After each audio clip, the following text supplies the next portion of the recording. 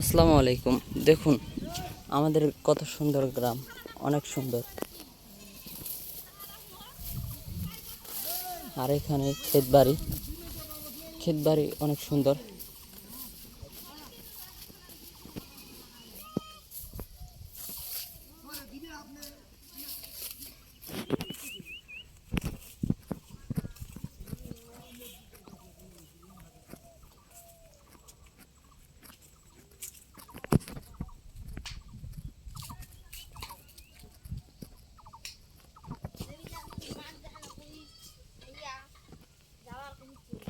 ভাত লয়ে যাবা কই যে ভোক লাগা নেই। হ্যাঁ,